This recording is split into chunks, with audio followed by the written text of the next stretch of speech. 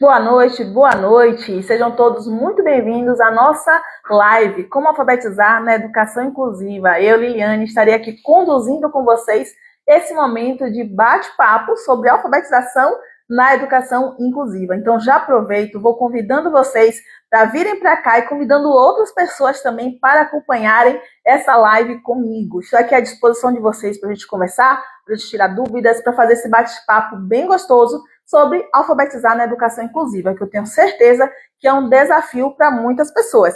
E aí, me conta, é um desafio para você também?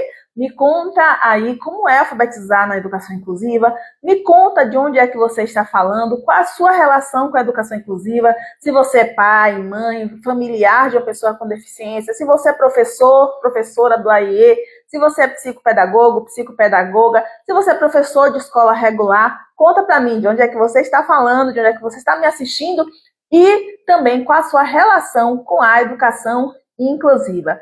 Olá, sejam muito bem-vindos aí, pessoal que está chegando. Quem está chegando aí, manda um like aí para poder a gente impulsionar essa live para chegar para mais pessoas. Bota aviãozinho para chamar pessoas para essa live que nós vamos estar conversando hoje sobre como alfabetizar na educação inclusiva. E aí me conta para vocês qual é o desafio, como é, ou quais são as dificuldades, quais são as dúvidas que vocês têm, de onde é que vocês estão falando. Nesse momento, a gente está aqui nos primeiros minutos para receber vocês, para a gente conversar sobre esse tema tão importante. Então, para quem não me conhece, está chegando aqui agora no meu Instagram, eu sou Liliane, eu sou pedagoga, minha formação inicial é pedagogia, sou psicopedagoga, especialista em neuropsicologia, especialista em ensino estruturado para pessoas com autismo, também tenho formação em ABA, tenho mais de 20 anos de consultório trabalhando e meu foco sempre foi trabalhar com alfabetização. Gosto muito de trabalhar com alfabetização e nas pessoas com deficiência é um foco que para mim é um desafio maior e eu gosto de desafios e também eu gosto, como sempre falo, que eu sempre busquei ser professora para todos. E como eu sei da importância da alfabetização, então eu busco levar a alfabetização para todos. E daí eu juntei, né, duas áreas que eu sou apaixonada, educação inclusiva e alfabetização. E dentro desse casamento, né, entre alfabetização e educação inclusiva, eu vou trazer para vocês aqui os fundamentos que a gente usa no processo de alfabetizar é o método das boquinhas. O método das boquinhas é o método multissensorial, ao qual eu, Liliane, sou multiplicadora oficial e vamos estar aqui conversando sobre alfabetização na educação inclusiva dentro da perspectiva do método das boquinhas. Então, vai me falando aí, você conhece sobre o método? Então, vai me falando aí, que eu quero ouvir vocês primeiro, para a gente já começar. Então, olá, a Orlinda chegou aqui, a Orlinda já é uma seguidora antiga, tá sempre presente, que bom que você está aqui, Orlinda. Viu? Seja muito bem-vinda. Aline, Maninha Deber, Tarcísio, então sejam todos muito bem-vindos e chamam pessoas aqui para participar da nossa live. Chama pessoas aqui, boa noite. A gente começou agora, Orlinda. Ela disse que só conseguiu entrar agora, mas nós acabamos de chegar. Avisa lá no grupo que nós já estamos online, por favor. As pessoas, olá, Alexandra, seja bem-vinda. Então, as pessoas que estão chegando aqui agora, então nós estamos ao vivo falando sobre alfabetização na educação inclusiva. Então, sejam todos muito bem-vindos. Então, já vão me dizendo se vocês me seguem, já me seguem aqui no Instagram, se estão chegando aqui agora, de onde é que vocês estão falando. Então, para entrar, é apenas entrar no meu Instagram, Arlinda, viu? Avisa ao pessoal que não tem link específico, viu? É só vir no Instagram, clicar na bolinha lá do meu perfil e vai estar lá aparecendo que eu estou ao vivo, ok? Então, pessoal, vamos lá começar a conversar sobre... Quando a gente fala na educação inclusiva, eu acredito que a educação inclusiva, por si, muitas vezes já se torna um desafio, né? Então, muitas pessoas veem a educação inclusiva como um desafio e eu acho que o primeiro desafio na educação inclusiva é porque nós realmente, muitas vezes, estamos acostumados com uma educação de massa, uma educação para, assim, tentando ser igual para todos. E, na verdade, a educação não pode ser igual para todos. Sejam essas pessoas neurotípicos ou neurodivergentes. A educação, ela precisa ser personalizada. Afinal, não existe uma pessoa igual a outra. Então, a educação precisa ser personalizada. Claro que nós temos funções cerebrais que, dentro de um padrão neurotípico, ela pode ser parecida para as diversas pessoas, porém, cada história de vida é única. Então, eu acredito na educação dessa forma. Eu acredito nessa educação personalizada, uma educação por exemplo, quando a gente vai assistir uma aula, independente de ter alguma neurodivergência ou não, então, cada pessoa ali vai absorver aquela aula de uma forma diferente. Cada pessoa vai fazer conexões daquela aula com conteúdos que ela já vivenciou de forma diferente. Então, para mim, né, eu acredito realmente que toda educação precisa ser personalizada. E quando a gente trabalha com a educação inclusiva, essa personalização ela precisa ficar ainda mais evidente. E talvez esse seja o maior desafio que nós, enquanto educadores, muitas vezes educados para trabalhar de forma igual para uma massa, nós precisamos desconstruir em nós. Vocês acham que faz sentido? Que isso faz sentido? Me conta aí, me falem, por favor, como é que está chegando o áudio, o vídeo para vocês, porque nós estamos aqui nos primeiros minutos da nossa live. Então me falem aí se o áudio está bom, se o vídeo está bom, para a gente começar. Então, pessoal, vamos começar justamente falando, né? Primeira questão que eu coloquei para vocês sobre essa personalização, que eu acredito que tem que estar na educação, independente. Na verdade, quando nós usamos o termo educação inclusiva, eu sempre falo que esse termo já nos conta que nós não estamos fazendo essa educação inclusiva, porque, na verdade, a educação deveria ser vista como inclusiva de forma, né, já naturalmente, né? Porque como é que pode ser uma educação que você educa alguns e exclui outros? Meio estranho isso, né? Então, a educação não precisaria ter esse nome inclusiva. Mas, infelizmente, os direitos das pessoas com deficiência foram negados durante tanto tempo que nós precisamos colocar um rótulo inclusivo para poder chamar a atenção que essa educação deve ser para todos. Exatamente, Orlinda, a gente está aqui para quebrar esses paradigmas, né? Que muitas vezes, de forma distorcida, a sociedade construiu. Mas me fala aí, por favor, se o meu áudio, o meu vídeo está bom. Está chegando bom para vocês. Deixa eu diminuir mais aqui um pouquinho a temperatura. Estou na Bahia, gente. Então aqui na Bahia está quente. Tá quente aqui. Então me fale, por favor. Olá, Vaninha. Seja bem-vinda. Então, o áudio e o vídeo está bom, Linda? Me dá um retorno aí, por favor. Nos ajude aí nisso. Então, gente, a primeira coisa que a gente tem que pensar quando a gente fala em educação inclusiva, além de pensar nessa educação de forma... Obrigada, Alexandra. Então, além de pensar nessa educação, que é uma educação mais personalizada, a gente precisa pensar se naquele momento... Então, uma das coisas que, para mim, enquanto educadora, eu também acho que é muito importante, é saber se aquela criança, naquele momento, está pronta para determinada habilidade. A alfabetização é uma delas. A alfabetização, muitas vezes a gente banaliza achando que a alfabetização é algo simples, é algo fácil, é algo que a gente aprende naturalmente, e não é.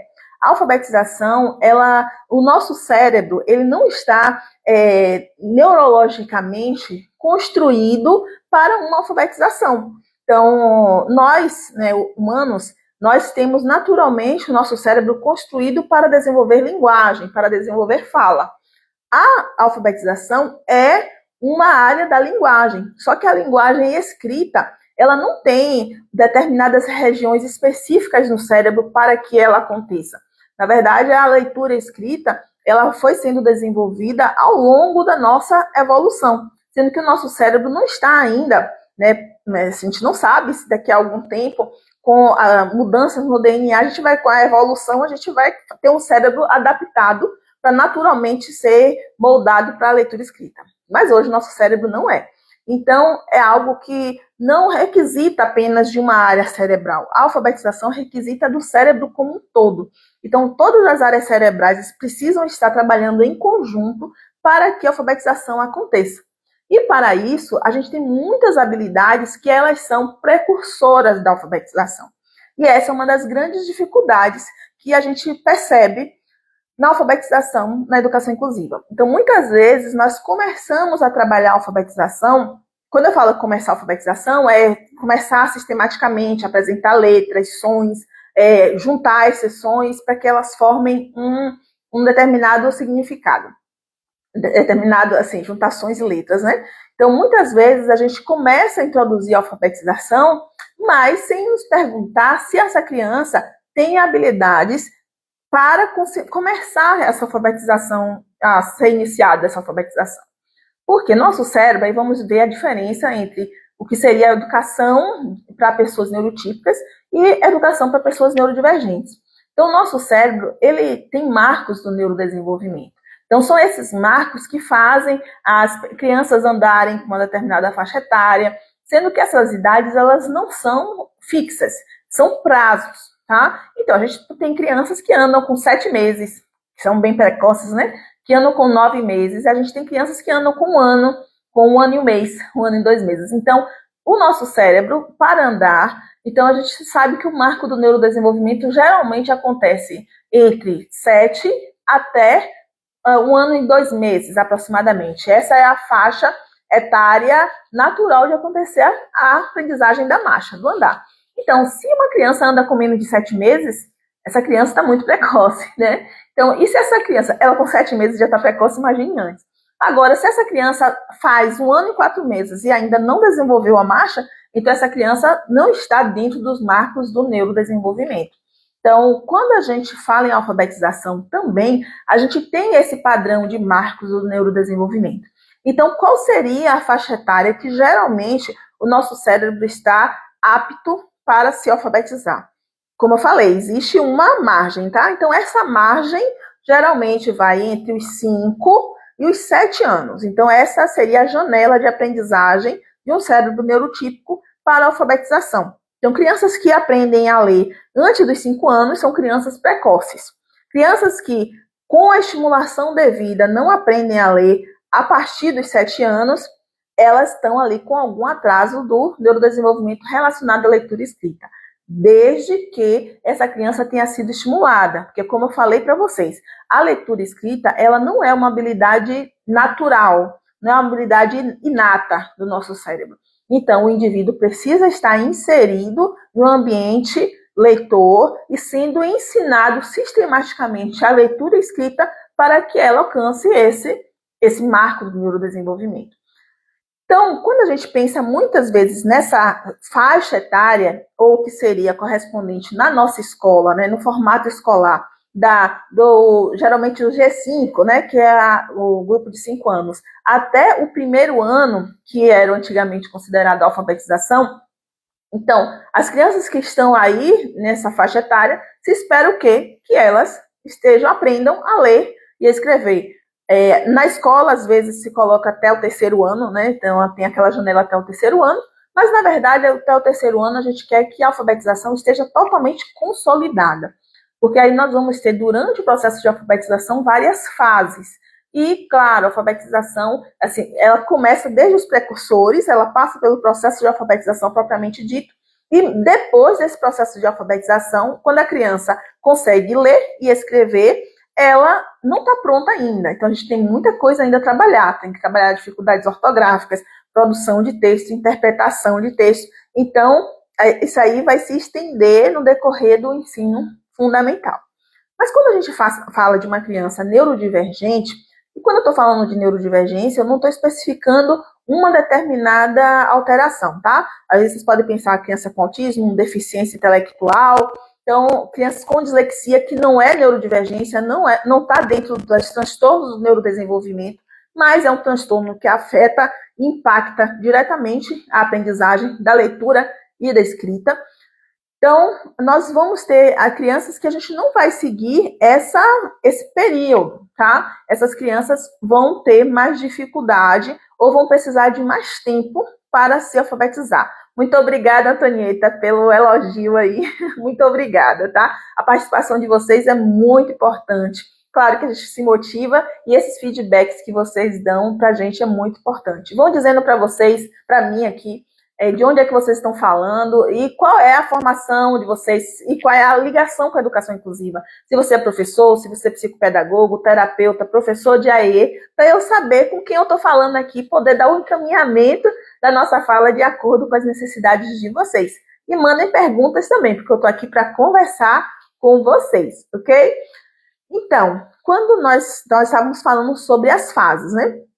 Então, quando a gente pega uma criança de grupo 5 ou de primeiro ano, que geralmente é essa fase que nós vamos nos propor alfabetizar essa criança, nós não podemos seguir apenas pela idade ou pela série. É muito importante que a gente se pergunte se essa criança tem habilidades precursoras da alfabetização.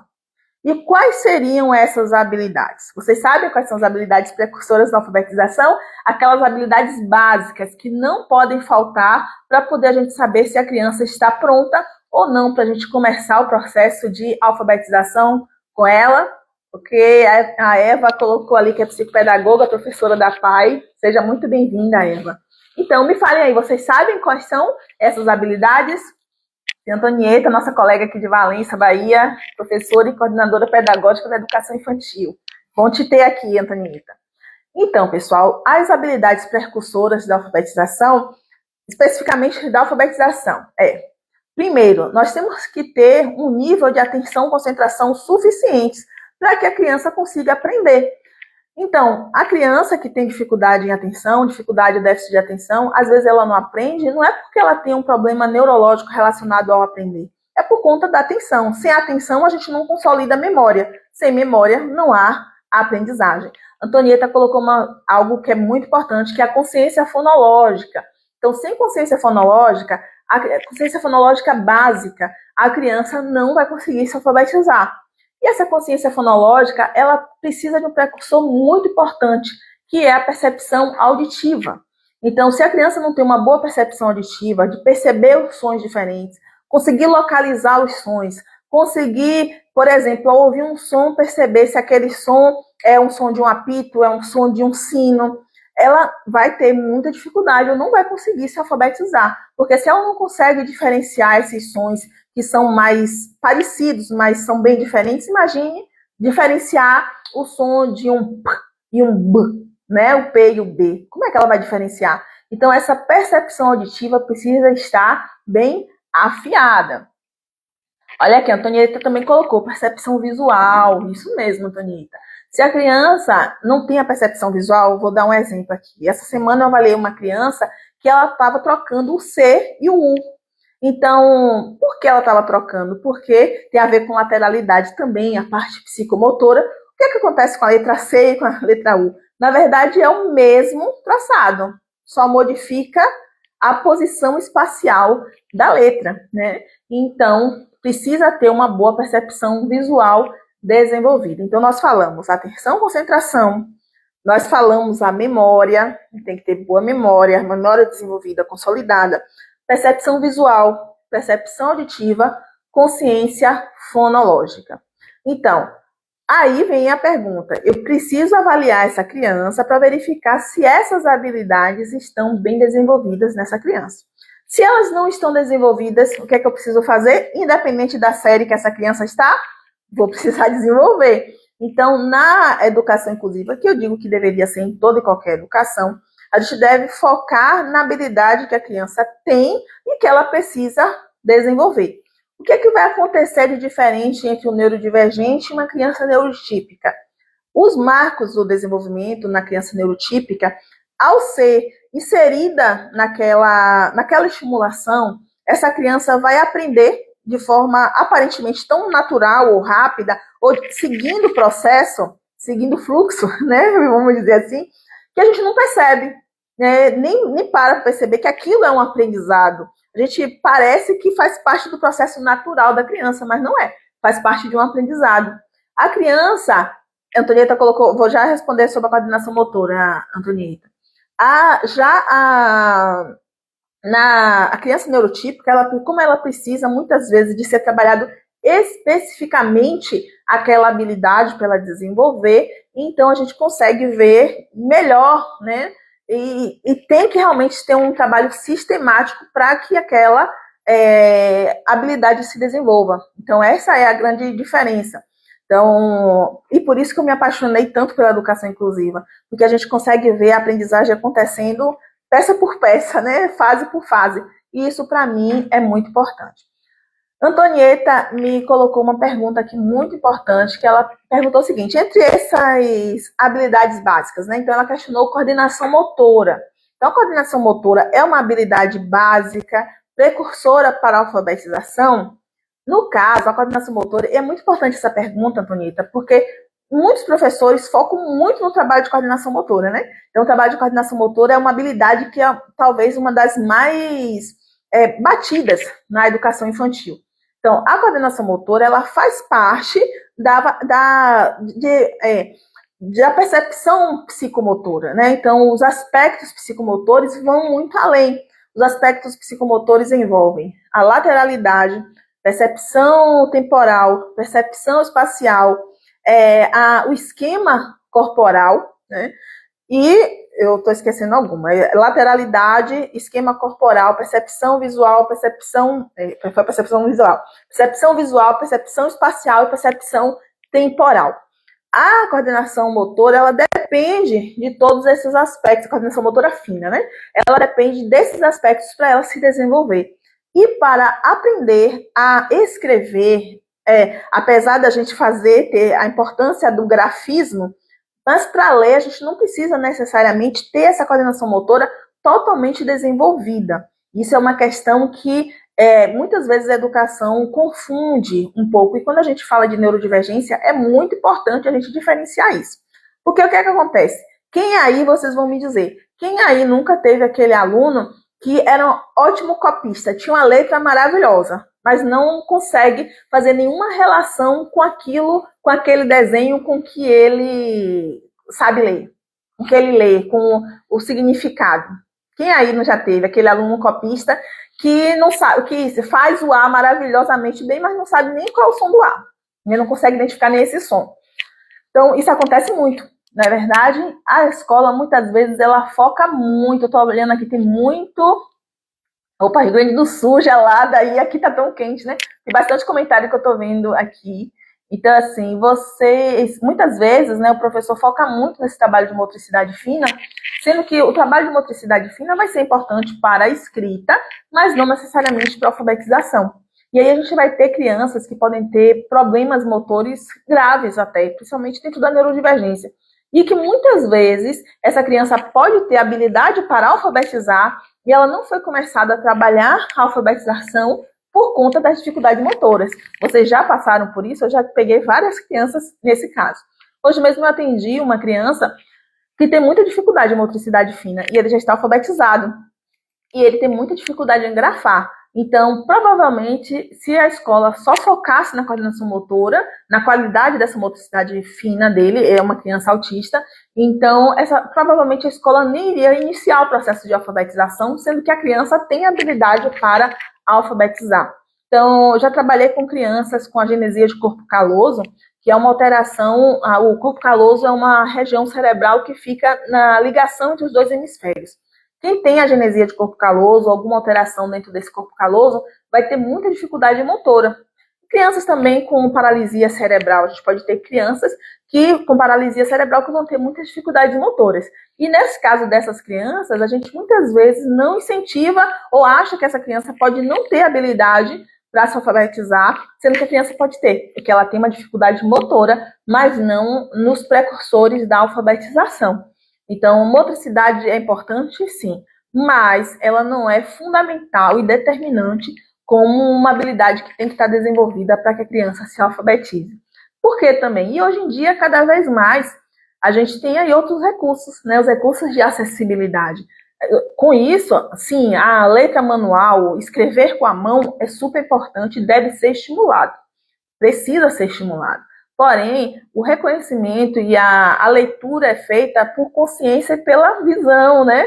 Ou para quem é vidente, claro, né? Quem lê em braille consegue fazer por percepção, consegue ler por percepção sensorial, né? Então não precisa nem do que nós estamos acostumados, que é a questão visual.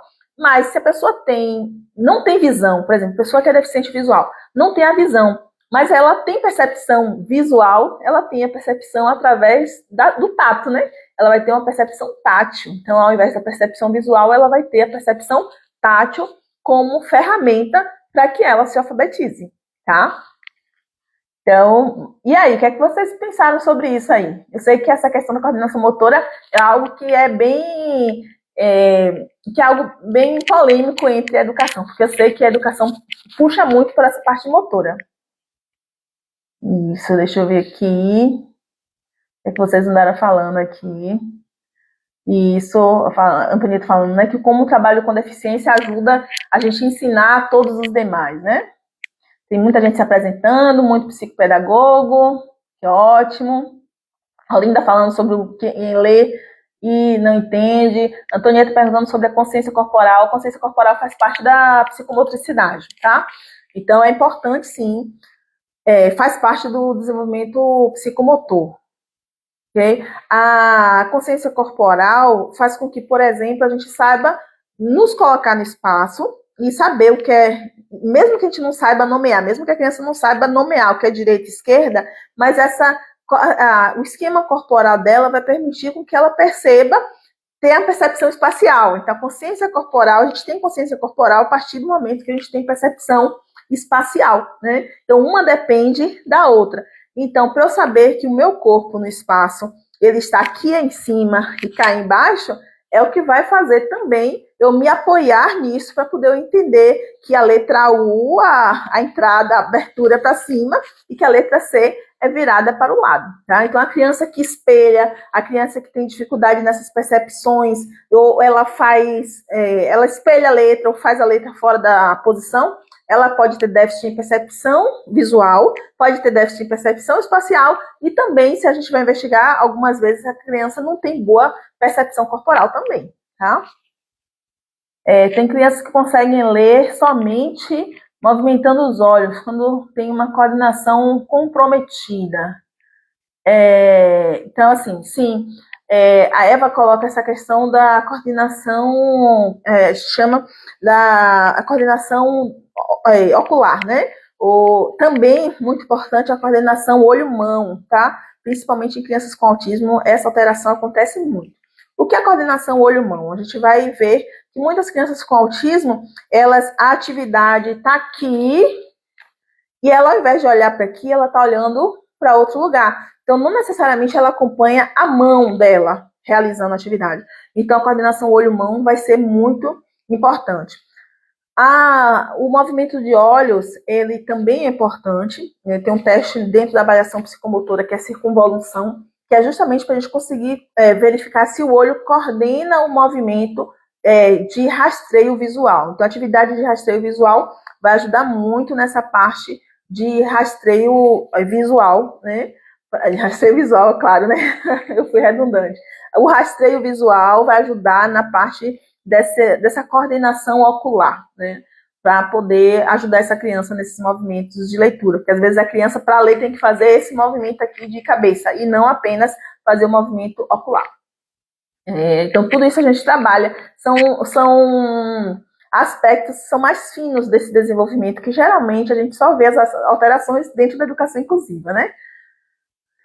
Antonieta perguntou se a consciência corporal é a base das aquisições. Não é que ela seja, não é a base apenas, mas é muito importante, tá?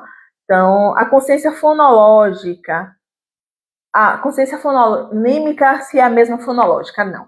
Então, a gente falou que a criança, para alfabetizar, ela precisa desenvolver consciência fonológica. Mas e a consciência fonêmica? A consciência fonêmica, ela faz parte da consciência fonológica. Então, mas ela é uma habilidade como é que eu vou dizer assim, mais especial, vamos dizer, mais específica. Então, a consciência fonológica é a consciência dos sons que formam uma palavra. A consciência fonêmica é a percepção de um determinado som na palavra. Onde ele está na palavra? Se ele está no início, no meio ou no fim. Então, ela é mais apurada, é uma percepção auditiva mais apurada. Então, a consciência fonológica é o grupo de sons, já é a percepção do grupo de sons na palavra. Consciência fonêmica é a percepção de um determinado som. A Linda perguntando, a letra cursiva, o que fazer com o aluno que chora para não fazer a cursiva? O aluno que chora para não fazer a cursiva, a gente vai avaliar. Se ele realmente, ele não chora ele chora por quê? ele tem habilidade suficiente para desenvolver a cursiva? É porque ele tem uma dificuldade muito grande de motricidade fina e ele não consegue fazer a cursiva? Se essa criança não consegue, se a gente estimula, se a gente trabalha a motricidade dele e mesmo assim ele não consegue fazer a cursiva, então nós vamos trabalhar com a letra bastão com essa criança, tá? Então, sempre a gente vai buscar estimular a letra cursiva, porque a letra cursiva ela tem a sua importância. Ela é uma letra que permite com que a criança escreva com mais fluidez, que vai ajudar no processo de velocidade de leitura, que é uma habilidade lá na frente. Então, é um treino para o cérebro também para essa velocidade de leitura. Mas, se a criança não tem habilidade para escrever com a cursiva, é melhor que ela se expresse de uma outra forma e a leitura ela vai fazer com outros tipos de letras. Então, a gente vai trabalhar com outros tipos de letras. Antonieta dizendo que quer ser minha aluna. Pronto, Antonieta, olha, já vou aproveitando aí essa deixa sua para dizer que essa live é porque vai vir boas notícias aqui até o final dessa live, tá? Vai ter boas notícias aqui, hoje a gente vai estar trazendo até o final da live uma notícia que vocês me pedem há muito tempo. Então, retomando aqui, é muita coisa para a gente falar na live, não tem como a gente falar de tudo, né? Nosso objetivo aqui é trabalhar com vocês primeiro, que para alfabetizar na educação inclusiva, a gente precisa trabalhar esses precursores da alfabetização. E aí vocês já viram que só nesses precursores a gente tem muito pano para manga, né? É muita coisa aí que a gente precisa trabalhar e a gente tem, o mais importante de tudo, gente, a gente tem técnica para ensinar todos esses precursores. E é sobre isso que eu quero falar para vocês. Então, assim, até coloquei no vídeo que eu fiz hoje para chamada para live, dizendo isso, assim, às vezes a gente diz assim, mas o meu aluno, ele não memoriza os sons das letras. A gente tem técnica para fazer ele memorizar, tá? E é isso que eu vou convidar vocês no final da live. Me diga aí qual é a dificuldade que vocês têm a mais aí na educação inclusiva. Meu aluno não junta, né? Ou ele junta só 2 sílabas e não junta no total. A gente tem técnica para ajudar esse aluno a juntar, tá? Então, a gente tem técnica para cada uma dessas dificuldades que a criança apresenta na letra, na aprendizagem da leitura e da escrita. E é sobre isso que a gente vai falar, que a gente vai ter, vou dando spoiler, tá? Vai ter curso, Antonieta. Até o final da live, essa live é para eu convidar vocês para o curso que a gente vai estar, já tô dando spoiler, tá? Em relação às crianças que têm dificuldade na fala. Exemplo, fala chaula no lugar de sala. Então, a dificuldade de linguagem é uma das grandes também, na verdade a linguagem pode ser um precursor da alfabetização. Porém, não a linguagem necessariamente falada, oral, ou a linguagem expressiva, mas muito mais a linguagem receptiva, que é compreender aquilo que se ouve, tá? Então, a linguagem receptiva ela é fundamental, mesmo que a criança não seja verbal, não seja oralizada, a percepção auditiva e essa compreensão auditiva, isso eu estou falando de pessoas ouvintes, tá, gente? No caso de pessoas surdas, aí já é uma outra demanda, porque aí a gente entra na compreensão gestual da comunicação e não da compreensão auditiva. Sempre é bom ressaltar isso. Então, a criança que tem dificuldade na fala, na linguagem, se ela troca som, então é provável que ela vá ter algumas dificuldades também na escrita. Essas trocas podem acontecer na escrita, né? Então a gente precisa corrigir essas questões de fala, precisa. Porém, a gente pode ter crianças com muita dificuldade na linguagem oral, que mesmo passando pelo fonoaudiólogo, ela permaneça com essa dificuldade, mas isso em si não impede que ela aprenda, que ela seja alfabetizada, tá? Por isso que aí a gente trabalha com o método das boquinhas. Apesar do, né? Esse método das boquinhas é um método multissensorial. Então, ele se baseia... Por que ele é multissensorial? Porque ele não se baseia só no olhar as letras, não é só na percepção auditiva. Ele também se baseia além da percepção visual, percepção auditiva, a percepção da articulação da boca quando faz o som, e ela também participa da percepção sinestésica, que a doutora Renata Jardim, que é autora do método das boquinhas, chama a atenção que é sinestésica com S, não é sinestésica com C. O que seria a percepção sinestésica com C? Seria a percepção do movimento externo, tá? Mas o que seria a percepção sinestésica com S? Seria uma percepção interna do som. Por exemplo, eu dei o exemplo aqui do P e do B, né? Então, quando eu falo, observe para minha boca quando eu falo a letra P, que eu falo... Agora observe para minha boca, meu articulema, quando eu falo B. B. O que acontece? A articulação é igual. E aí, como é, então, se a gente tem um problema com a letra P e a letra B, porque o desenho dela é parecido. A boca, o articulema dela é muito parecido. O som, para quem tem déficit nessa percepção auditiva, é muito parecido. Então, muitas vezes, qual vai ser a pista que a gente vai usar nesses casos? É a pista sinestésica com S, né? Qual seria essa pista? Coloquem a mão aqui no pescoço de vocês para falar a letra P. E fala, ó. O que aconteceu no pescoço? Falem aí, coloquem aí no chat. Não aconteceu nada. Agora vamos falar o B? B. Percebem a diferença? Coloquem aí no chat se vocês percebem a diferença. Me contem aí se perceberam a diferença entre o P e o B. Isso, o P não tremeu e o B tremeu. Então, essa percepção é uma percepção sinestésica com S, que quando a gente trabalha com o método das boquinhas, a gente também estimula, o que faz com que a criança ela se apoie não apenas na sua articulação. A gente tem as nossas cartinhas, que são articulações também visuais externas para criança que não é oralizada ou que ela não consegue fazer articulação corretamente. Como a gente também tem essas pistas, sim, tem a vibração, para poder nós também ensinarmos essa criança e ela não se apoiar apenas na articulação dela quando ela tem dificuldade articulatória, ok? Deixa eu ver aqui as perguntas de vocês, tem bastante coisa aqui, coisa boa, muita participação. Muitas crianças com dificuldades na fala, mas sim, elas podem ser alfabetizadas. A dificuldade de fala é um dificultador, mas ela não é um impedidor, tá? A criança que identifica as letras na palavra, mas não consegue juntar e ler a palavra, como trabalhar com ela? Essa é uma pergunta muito boa. Vou responder logo essa daqui que é mais rápida. O método das boquinhas pode ser usado no atendimento psicopedagógico? Pode e deve, né? Então, necessário, assim, depois que eu comecei a trabalhar o método das boquinhas no consultório, então eu tive um ganho gigantesco no resultado dos meus pacientes, tá? E também pode ser usado em sala de aula, pode ser usado no atendimento do AE, pode ser usado por famílias em casa, então ele não é restrito, exclusivo a uma determinada linha profissional, sendo que cada linha profissional vai agir de uma forma. Então, isso não quer dizer que o pai em casa, ao aplicar o método das boquinhas, vai ser a mesma coisa do que o psicopedagogo no consultório aplicando o método das boquinhas, porque são áreas diferentes, olhares diferentes, objetivos diferentes. Que a mesma coisa que o psicopedagogo no consultório não vai ser a mesma coisa que o professor de sala de aula aplicando o método das boquinhas.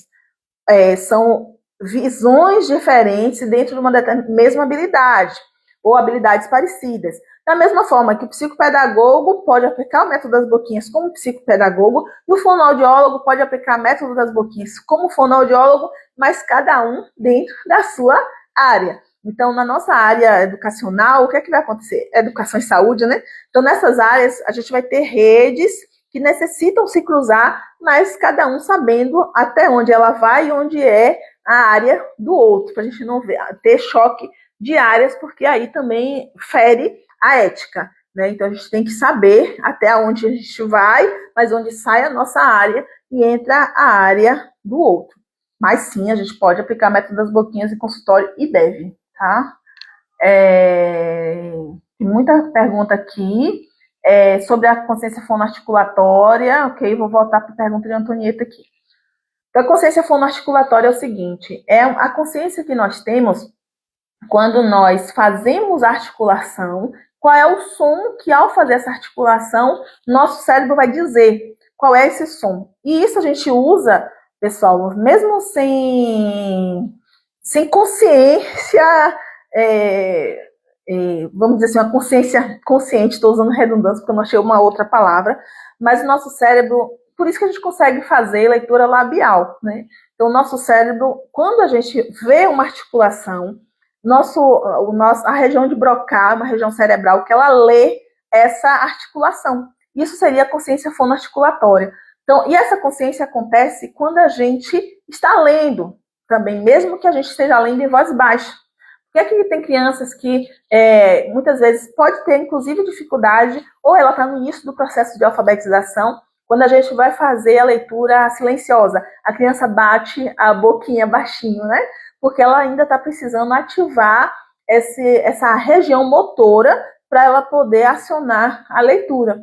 Só que tem pesquisas com neuroimagem que mostram que quando a gente lê, mesmo que a gente esteja fazendo a leitura totalmente silencioso, a região de Broca ela ativa, como que o nosso cérebro está fazendo dentro do cérebro, sem mexer, né, o mexer motor, vamos dizer assim, né? E às vezes eu troco as palavras, vocês vão entender. Essa parte motora acontecendo, o nosso cérebro está registrando a articulação. Então, a consciência fonoarticulatória, ela é fundamental nesse processo, e ela já foi provado que na zona de Broca ela vai acontecer o movimento, a ativação cerebral, mesmo que não haja o movimento da boca. E ela é fundamental para a aprendizagem. Tá? Aí, voltando à pergunta sobre a criança que identifica as letras, mas não consegue juntar e ler a palavra. Então, essa pergunta sua é uma pergunta bem ampla para responder, né? Mas eu vou tentar falar de uma forma mais sucinta aqui. Isso aí é tema para que já dá um curso, né?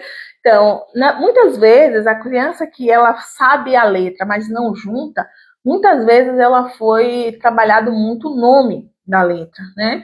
Então, ela está sendo feito trabalho com as letras separadas ou com o nome da letra, mas ela não está sendo trabalhada esse movimento fono-viso-articulatório que faz com que ela junte os sons. Por isso que no método das boquinhas, a gente nunca trabalha com as letras de forma isolada ou com os sons de forma isolada. Tem pessoas que não conhecem o método das boquinhas e acham que o método das boquinhas é fazer esses sons. É k, p, b. Não é isso. Boquinhas não trabalha dessa forma.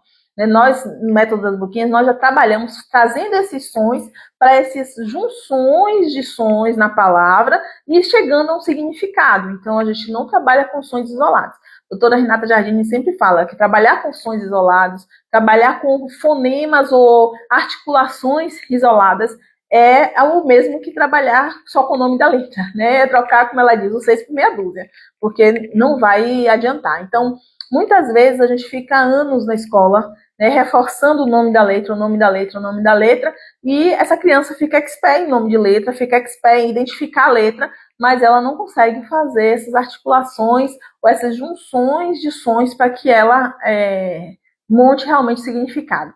E aí eu vou perguntar a vocês, não sei como é aí no estado que você está, mas aqui na Bahia a gente gosta muito de fazer isso. Mas eu acho que, pela minha prática em outros estados, a gente vê a mesma coisa. A gente fala o seguinte, B com A, forma o quê? Então, B com A, forma B com A. Então, a criança tem que retirar aquele com, fazer a abstração desses sons para poder falar bar.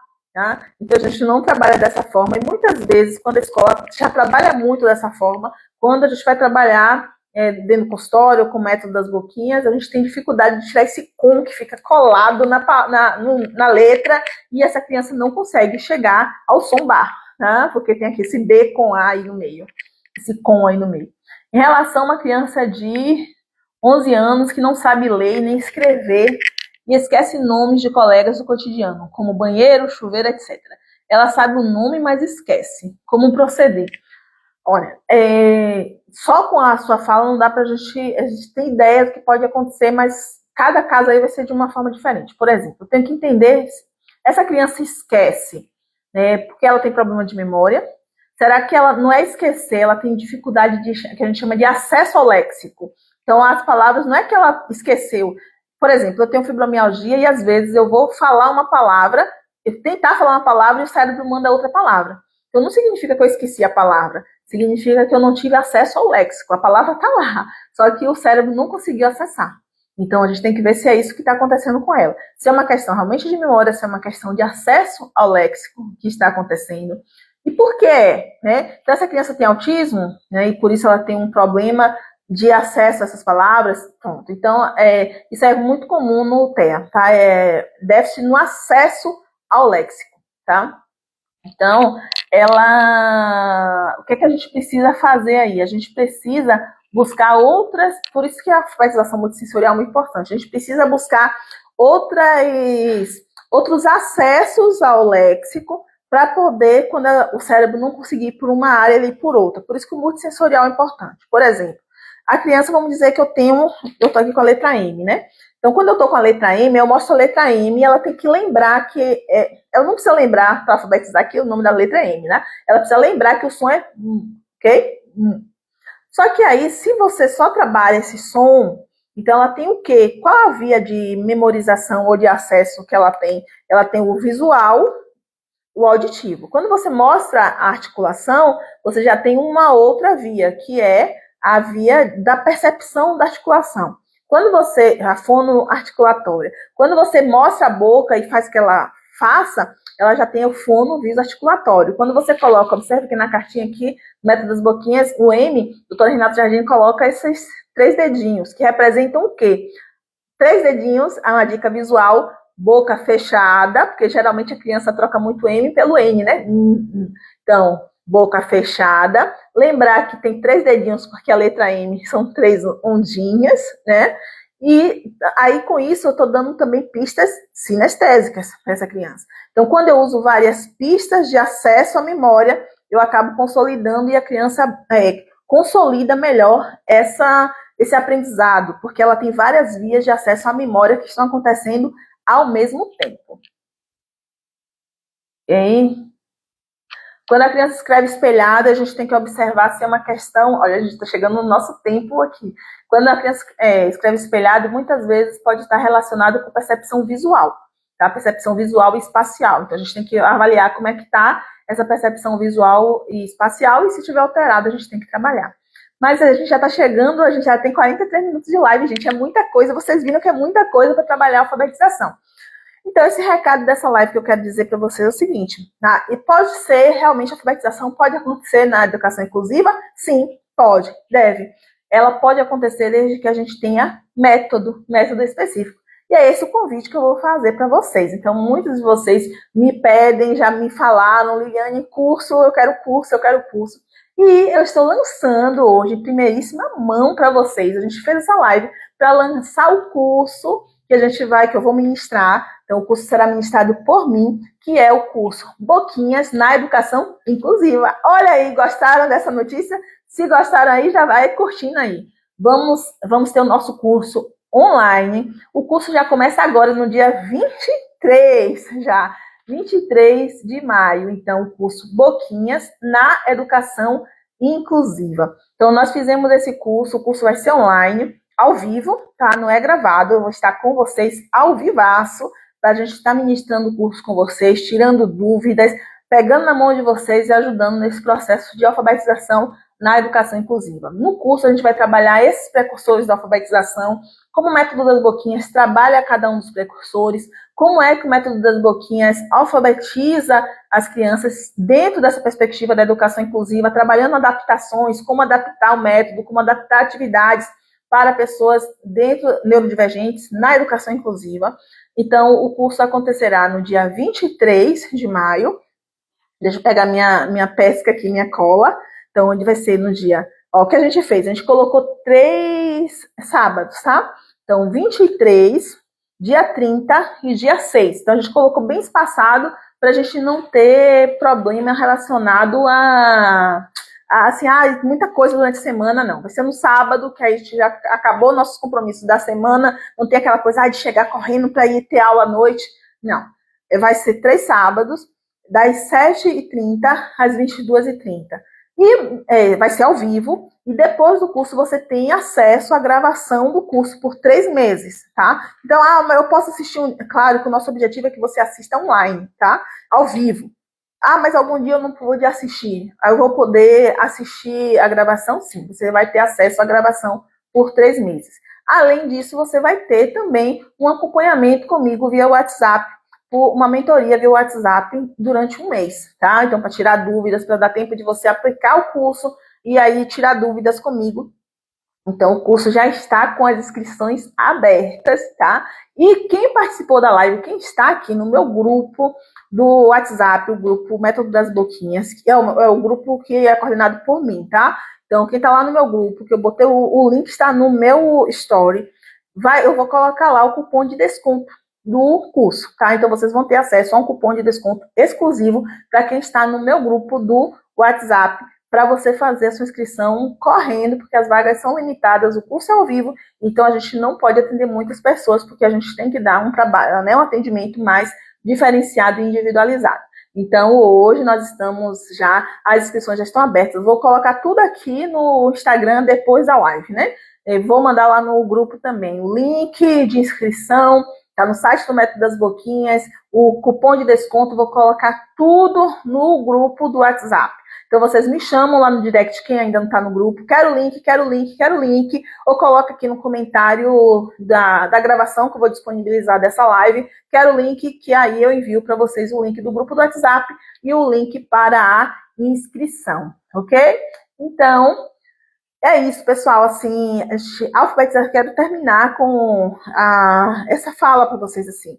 Sim, é possível alfabetizar na educação inclusiva, desde que a gente saiba o que está acontecendo, saiba qual é a dificuldade que a criança está, e para cada dificuldade, para cada erro, a gente tem uma resposta. A gente tem método que realmente funciona. O Método das Boquinhas está há mais de 30 anos aí no mercado, alfabetizando muitas crianças, muitos adolescentes, muitos adultos, porque Método das Boquinhas não é só para criança, tá? É para qualquer faixa etária.